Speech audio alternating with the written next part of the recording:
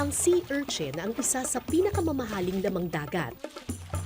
Kaya delikado man itong hawakan, maingat na binuksan ng mga bata ang bawat isa sa pag-asang malaki ang kanilang kikitain. Yung napapakinabangan lang dito sa loob ng tuyom ay yung kulay dilaw. Marami siyang mga lumot-lumot at buhangin. Kailangan yun yung tatanggalin. Ang misyon ng mga bata ay makabuo ng isang lapad na bote na punong-puno ng mga kulay dilaw na laman ng sea urchin.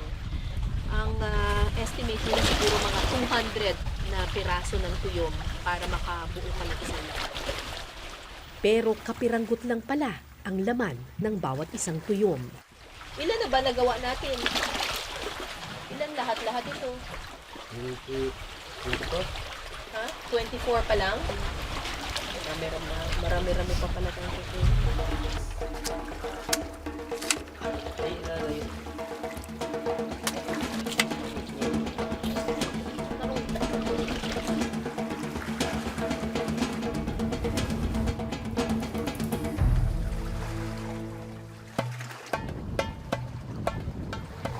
Nang ilagay sa bote ang mga nakuhang laman, Wala na?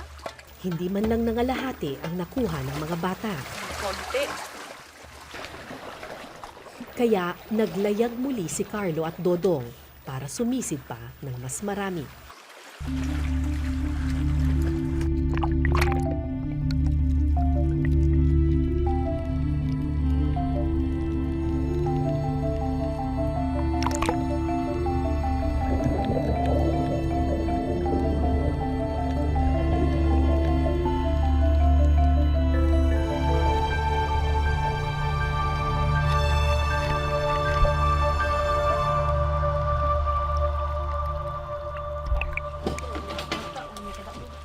Pasado alauna na nang dumating ang ikalawang sako ng tuyom.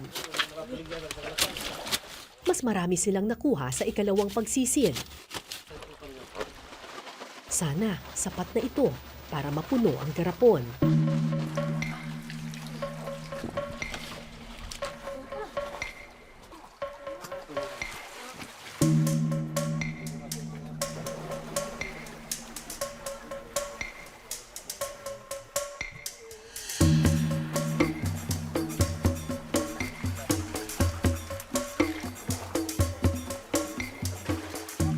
Pero nang maipon na ang lahat ng tuyom, bigo pa rin silang punuin ang garapon.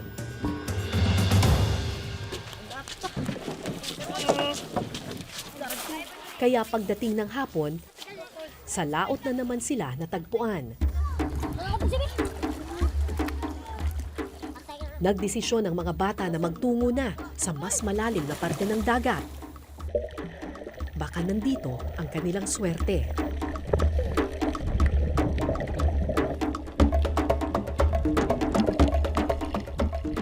Tulad ng dati, mano-mano ang pagkuha nila sa mga tuyom.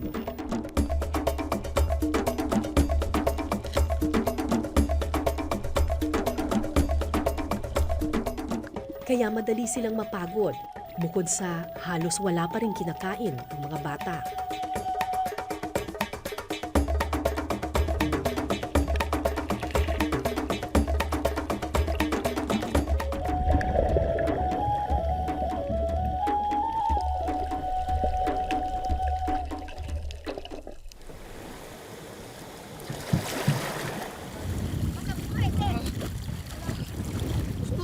Alas 4 na ng hapon nang matapos sila sa pagsisid.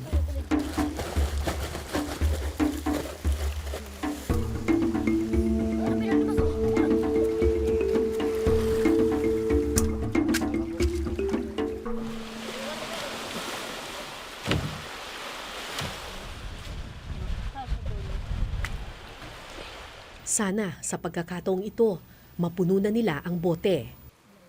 Pero ilang beses man silang sumisid at magpagod, tila madamot ngayon ang karagatan o baka naubos na ang kanyang biyaya. Kung dati nakakapuno raw sila ng 2 garapon, ngayon ni hindi man lang umabot sa takip ang naipon nilang tuyong.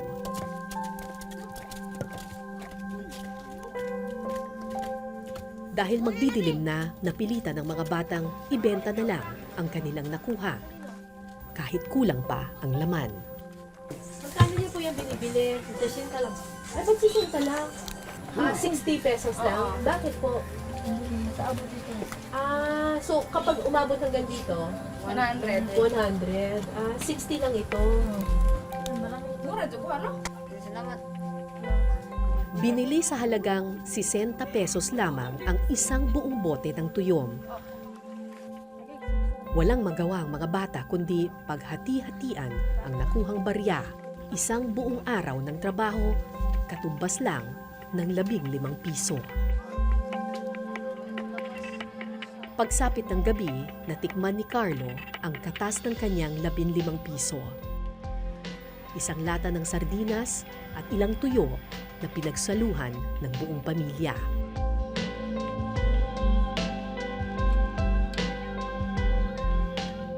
Biniguman siya ngayon ng karagatan, umaasa ang bata na sana bukas mas mabait na ang kapalaran.